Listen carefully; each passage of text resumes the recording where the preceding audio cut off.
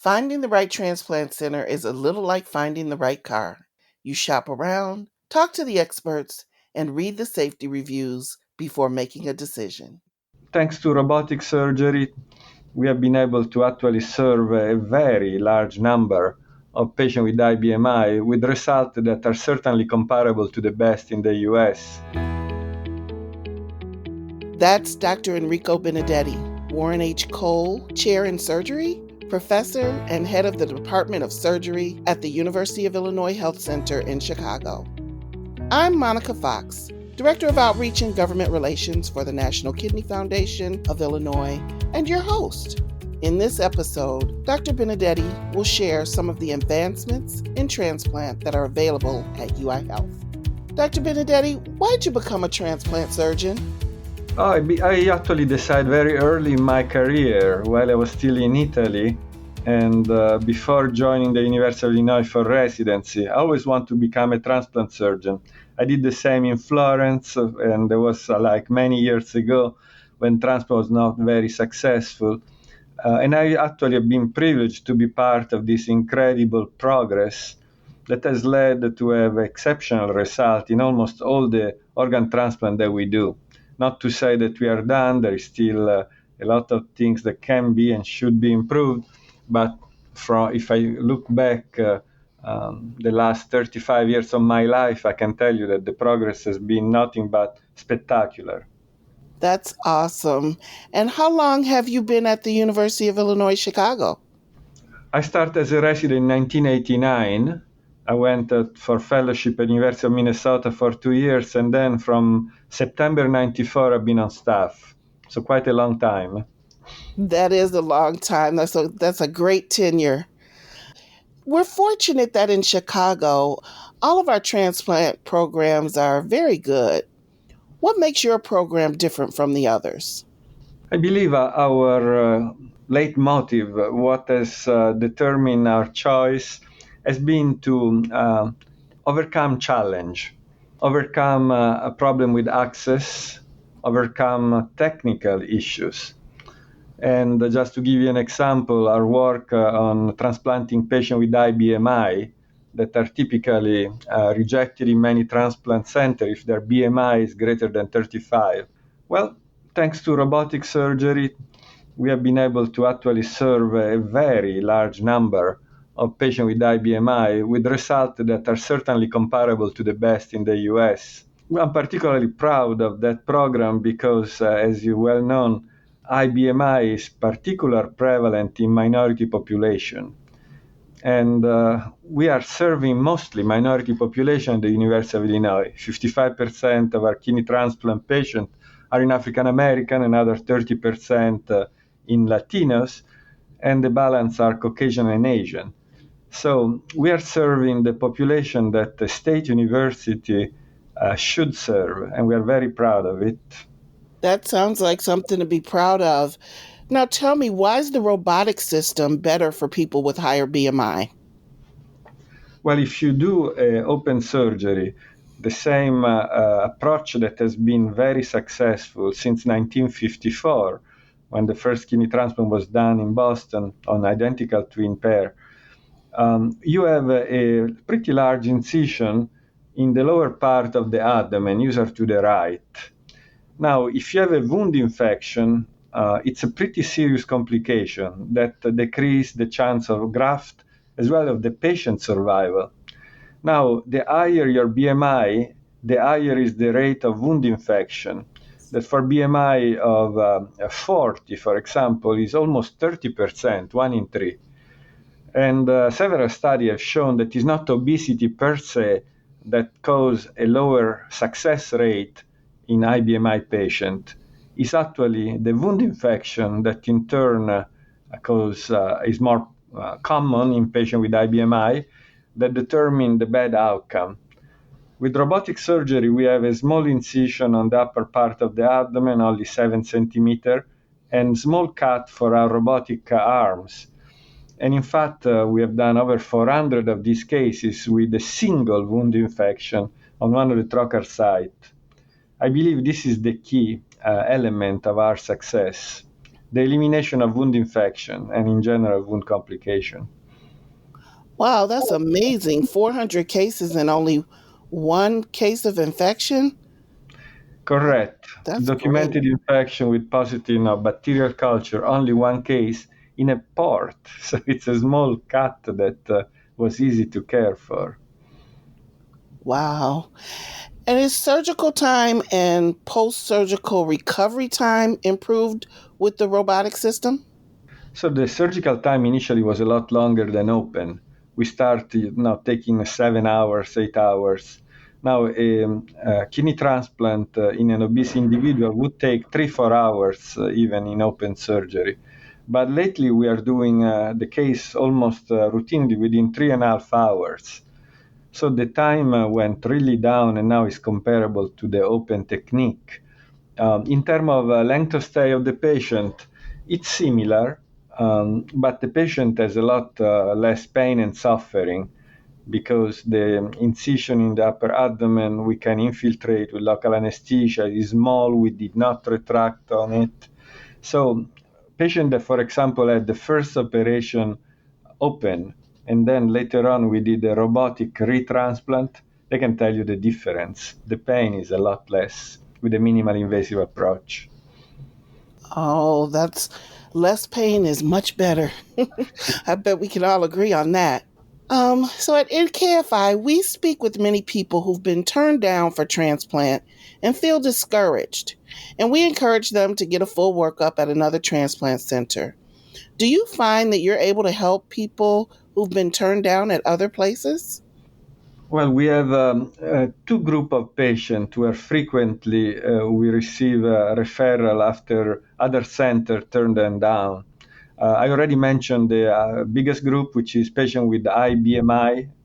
The first time we published a paper, an average of 2 center minimum turned down the patient before they came to us. But also there is another situation that is fairly common, especially in diabetic patients, in which because of the renal failure, maybe some habits such as cigarette smoking and actually diabetes, the patient develop calcification of the iliac arteries. The calcification make the vessel that we use to implant the kidney, they're called iliac arteries, quite hard and very difficult to actually clamp and work on. And we have developed several techniques that allow us to do these cases. So we receive a significant number of patients with calcification of the iliac artery turned down by other centers that we have been able to do almost invariably. There are also people who have difficulty getting transplants due to high antibodies. Can you tell me about that? Well, our program has been quite active on that area too. In fact, we published the largest series, for example, of African American patients highly sensitized that have been transplanted using a mostly plasmapheresis based protocol. We have done well over 150 of these patients highly sensitized, and it's one of the reason why we attract some of the patients from other centers. Not as many as the other two indications, but some. We have been pioneering the use of complement inhibitors, that is a strategy to minimize the damage that the antibodies cause to the transplanted kidney via this complement, that is a group of protein in your blood that eventually destroy tissue and cells. And we have a drug that can block that particular process. The same drug has been very helpful for us to do ABO incompatible kidney transplant. For everybody information, among all the patients that are lucky enough to have a willing donor medically suitable, 30% of this case cannot be done either because of ABO incompatibility, the blood group is different, let's say A into B, etc., or because they have these preformed antibodies that come from pregnancy, previous kidney transplant, blood transfusion. And for the group of patients that has blood group incompatibility, this particular drug, Soliris, has been in our end exceptionally efficient in pretty much eliminating the risk to cross the blood barrier. So we have been quite active, and I cannot give detail yet because the study is ongoing, but we have a protocol seems to be very promising for this patient based on drug called belatacept that we are currently perfecting. So more to follow. And what are the barriers involved with that treatment plan? Specifically, the Soliris is a drug that is defined orphan drug, meaning that was developed to take care of a very unusual disease that is a pediatric disease with very few children affected. So in order to encourage drug company to invest in rare disease, the FDA has a program called Orphan Drug, in which the company that successfully prove to be able to provide treatment for rare illness is awarded by an incredibly high price of the drug. And the problem with Soliris is one of these incredibly expensive drugs. In the ABO setting, actually, you've been able to do with a single dose. So financially sustainable because the cost is actually inferior to do multiple sessions of plasmapheresis, which is the standard approach. But I wish we had a way to pretty much allow all the patients to use this great drug that American research produce with incredible regularity, but then are very difficult to be used because of the price tag. I mean, a drug like Soliris cost over $28,000 for a single dose. What has to happen for the price of that drug to come down so that it's more accessible to others? Well, the definition of orphan drug is the drug that take care of disease that affect less 200,000 people. Even if we take care of all the kidney transplant recipients in the country, still an orphan drug. So for the foreseeable future, I don't think the drug price will go down. What typically happens is that other companies come up with similar drugs, and then the competition will drop the price. And I have no doubt that will happen again in this particular situation. Have you had an occasion where this drug has been covered, let's say, by Illinois Medicaid or Medicare? Well, you see, the federal insurance and the state insurance are great because really cover a lot of our patients. They have in common that it's very difficult, especially for Medicare, impossible to pre-certify the drug. So if a drug costs that kind of money, it's very difficult for hospital to use without any certainty of reimbursement. We have done in special situation when we can use a limited number of doses. As I mentioned, for the living donor kidney transplant, single dose has been good enough for the ABO incompatible. We have done it. We just covered the cost from the university and proceed. Let's talk a little bit about people who might not be eligible for transplant. What are their options? Well, the ineligibility for transplant depend on many factors. For example, inability to comply. And non-compliance is very difficult to fix. It's a pattern of behavior, and I'm actually personally not very likely to transplant patients that do not display the commitment that is necessary, right? So that one is hard to fix.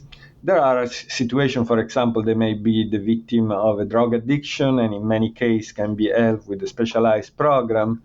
Contraindication linked to poor cardiac function, you can optimize, and some of them will become candidates.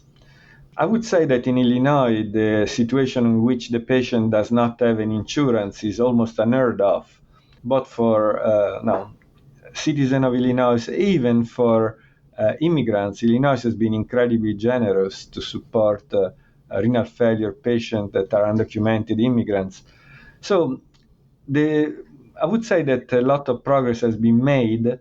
The new frontier, in my mind, is for patients that are affected by frailty.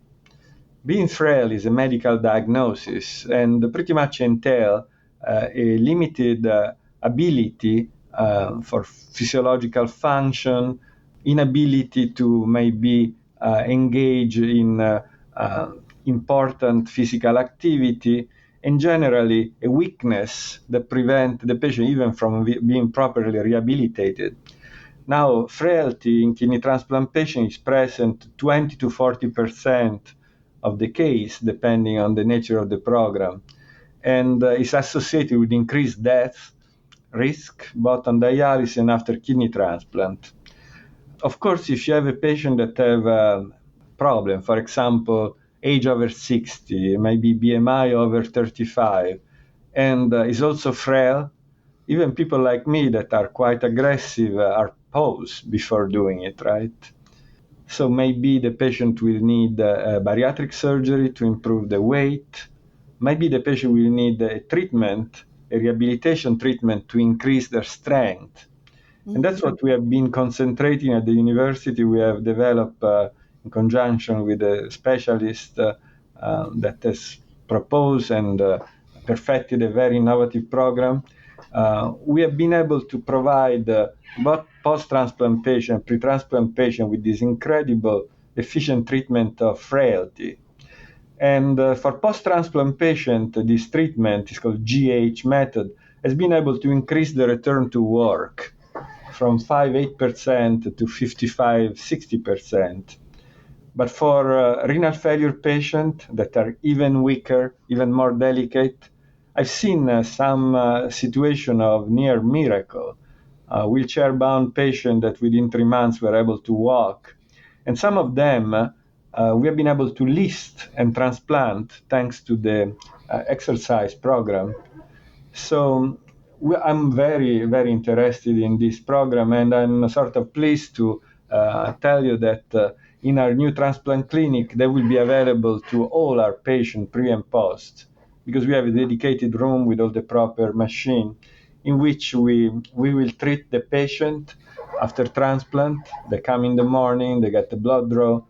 Usually they wait 2-3 hours. Well, during these 2-3 hours, we'll put them to exercise to increase their chance of returning to work and to school, of course, if they're young. We'll also open that particular facility for pre-transplant patients with frailty. In some cases, we'll improve their performance to the point that they can be listed, and invariably will increase their chance to go successfully through the transplant event. So you can tell that it's one of the issues that I'm most passionate, and I believe has been frequently neglected by me as much as by my colleagues.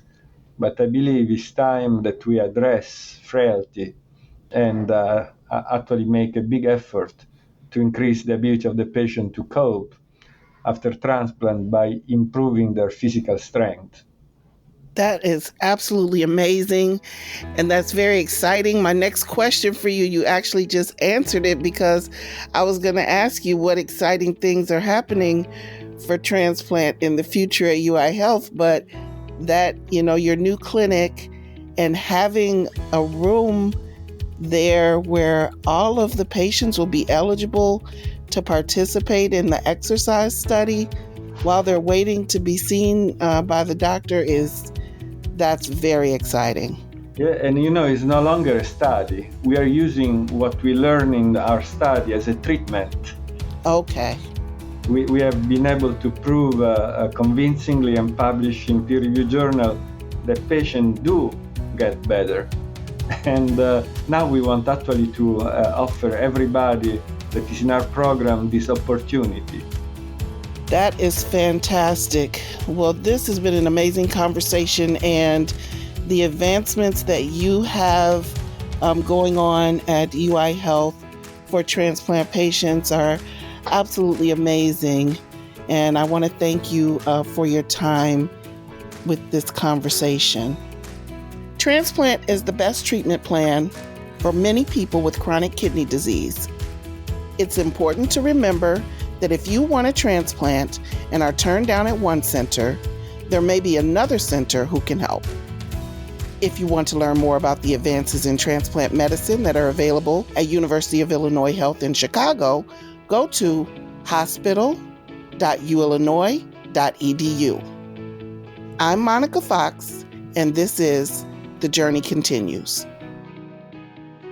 Prevention is a key part of our mission at NKFI. That's why at the end of the episode, Dr. Melissa Press offers a health or nutrition tip. Here's today's health tip about sleep. Getting good sleep quality is essential for your health and well-being. Adults need about 7 to 9 hours of sleep each night. Not getting enough sleep has been found to be associated with the development of chronic illnesses like diabetes, heart disease, obesity, and depression. You may not be getting good quality sleep if you wake up in the morning and do not feel rested, if you've repeatedly woken up during your sleep hours, or if you're experiencing symptoms of sleep disorders such as snoring or gasping for air. Improving sleep quality may be helped by better sleep habits or being diagnosed and treated for any sleep disorder you may have. Good sleep habits, sometimes referred to as sleep hygiene, should be done 30 to 60 minutes before your sleep time every day. Examples of habits that can be used to improve your sleep health include being consistent by going to bed at the same time each night and getting up at the same time each morning, including on the weekends.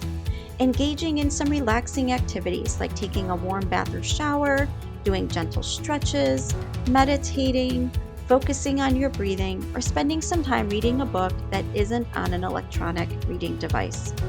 Make sure your bedroom is quiet, dark, relaxing, and at a comfortable temperature. Remove electronic devices such as televisions, computers, and smartphones from your bedroom. Avoid large meals, caffeine, and alcohol before bedtime. Get in some exercise during the day, as this can help you fall asleep more easily at night. And limit napping during the day, as this can disrupt your ability to fall asleep later. If you do need to nap, keep it to 30 minutes or less and avoid napping later in the afternoon. If you've implemented good sleep habits or you're still having difficulty with your sleep, or the sleep difficulties continue to impact your day, talk with your healthcare provider for further care. With today's health tip, I'm Melissa Press, a registered dietitian nutritionist and the foundation dietitian for the National Kidney Foundation of Illinois. The Journey Continues is brought to you by the National Kidney Foundation of Illinois and sponsored by Donate Life Illinois. To learn more about kidney disease and living donation, visit www.nkfi.org. To register to become an eye, tissue, and organ donor, visit lifegoeson.com. If you enjoyed what you heard today, please subscribe to and leave a review for The Journey Continues in Apple Podcasts or wherever you like to listen. This podcast is produced by Rivet. To hear more great podcasts, visit rivet360.com.